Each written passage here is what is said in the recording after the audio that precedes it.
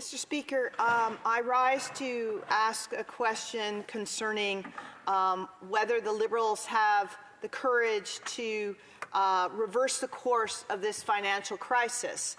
The member opposite talks a lot about, about food banks and income supports, and but people in general don't want to have to use those things if they don't want to, and they want to keep their paycheck, but they can't keep their paycheck, as he mentioned, if they have lost their job. And over 80,000 people have lost their jobs since this Prime Minister took office.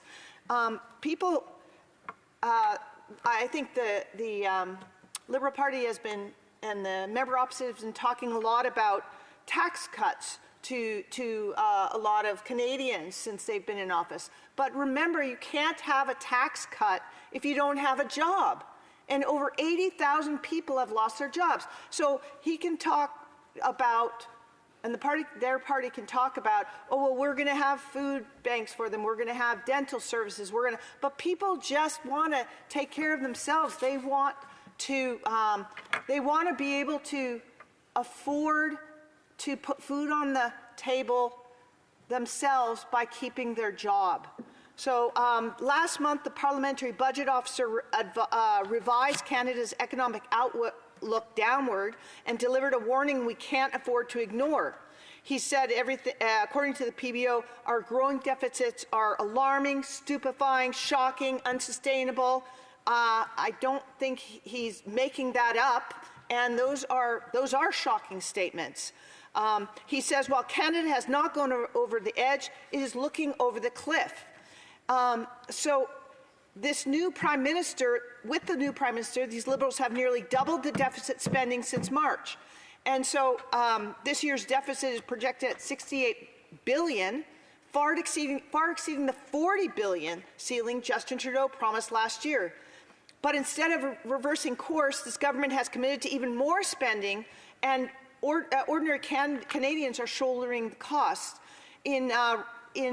Throughout BC, where my riding is, and throughout Canada, people, as I mentioned, are losing their jobs. Mills are closing because they are unable to secure a softwood lumber deal. And so people are losing their jobs. And I'm hoping that my colleague across the aisle will not talk about, well, we'll be able to help them as much as we can with services like food banks and that type of thing, which is great temporarily, but how are we going to give that person back their job and their dignity in a place like a mill, where a sawmill, where generations have worked in the same place, and yet now they're shuttering their doors.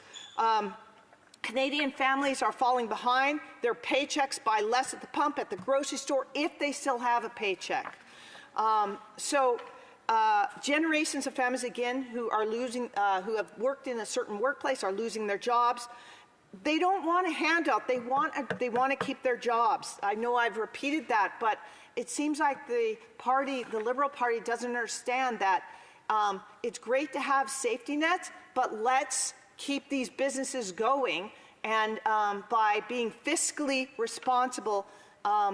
The damage isn't limited to one sector, by the way. When one industry falls in a small town, local economies suffer, small businesses suffer, the cycle deepens. So my question again is, will the Liberals have the courage to reverse course on this financial crisis? Honourable Parliamentary Secretary. Well, Mr. Speaker, I appreciate the member opposite's question, although I disagree with many of the premises of her argument, if it could be called an argument. I heard her talk about the importance of jobs. That's exactly what our government is focused on. We didn't ask for the trade war that we're in, which is obviously having an impact, a negative impact on our economy. But we've stepped up time and time again to support tariff-impacted industries, whether it's steel and aluminum, automotive, lumber, etc. Every single industry that's even impacted, we've stepped up and offered liquidity support. We've offered a remissions framework. We've offered a $5 billion fund to help SMEs pivot and adapt to the changing economy. We've offered reskilling programs for any workers that are displaced. it goes on and on in terms of the supports that we've offered. So we're the ones that are standing up for our industries, all while we stimulate our economy, move forward with nation-building projects that are essential infrastructure to get goods to market. We know exactly what's within our control, which is that the government can invest and encourage private sector investment for the industries that Canada sees a strategic advantage in, and that will create jobs for the future. That will help us get goods to market. Simultaneously, our government is actively pursuing cooperation, economic cooperation with many, many different countries around the world. We heard just recently about our Minister of Foreign Trade that he secured a deal with Indonesia, which is a very significant size economy, almost double the size, I believe, of Canada's. Significant market access there for many of our businesses. Again, that's just an example of one thing that our government has done to help. But the member opposite mentions the PBO comments, and I thought maybe it would be good to review a few quotes from former PBO officers as of this weekend. So former PBO Kevin Page thinks, if you put the deficit and debt in perspective, we're not in a bad place with respect to other countries. With respect to our credit rating, we're actually in pretty good place. That's a direct quote. Another direct quote from Kevin Page. I think the analysis that we've seen from finance, from the PBO, and from the IMF, the International Monetary Fund last year, is that Canada is fiscally sustainable.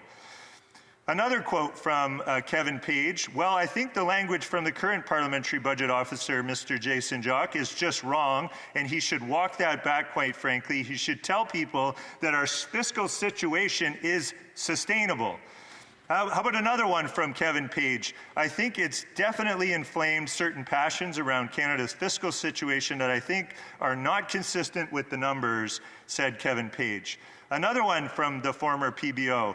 We're a AAA country, so where do you see shocking? It's not shocking to see a deficit go up because the economy is slowing and we have NATO commitments to meet. To me, it's sustainable. Again, previous PBO. How about the former PBO, Yves Giraud? He says, and I quote, I would personally wait until we see what's in the budget before making such statement. We'll have a much better idea on the evening of November 4th.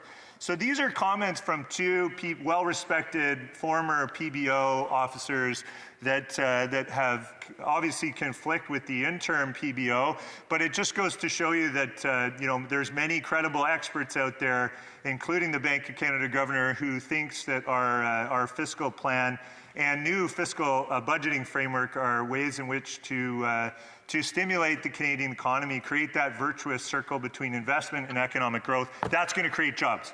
The Honourable Member for Similkameen, South Okanagan, West Kootenay. So it sounds as if the member, Mr. Speaker, doesn't really trust the current PBO. That's interesting. That doesn't believe in what our current PBO is stating, which is too bad that these other PBOs are so much better experts than the person that's in place right now. I want to talk about how a certain industry, the forestry industry, you talked about, the member talked about promises that were made, or the money that was tagged towards different industries. Well, let's talk about the forestry industry. I've toured 6 mills in the last through the summer here, and I've asked each one how much money they've received from the government because they all need help. They're desperate. No one's received a penny. Can this member tell how much anyone's received? The Honourable Parliamentary Secretary. Mr. Speaker, thanks to the member opposite for the question. As I said, there's a whole number of measures that are in place providing support to tariff-impacted industries. So maybe the member opposite would do the kind favor of supporting the constituents that she's mentioning by providing that information to her, all of which is publicly available. But I want to talk for a moment about fiscal management and the fact that our government is actually extremely responsible and managing the country's resources and stewarding them in a responsible way. Today, we made an announcement about a budgetary cycle change where we will now move to having fall budgets and spring economic updates. This is a really great move to help give a lot more transparency to Parliament, but also to ensure that stakeholders that we rely upon to work in partnership with have more predictability and can invest in ways that help get the objectives and outcomes that Canadians deserve. Thank you.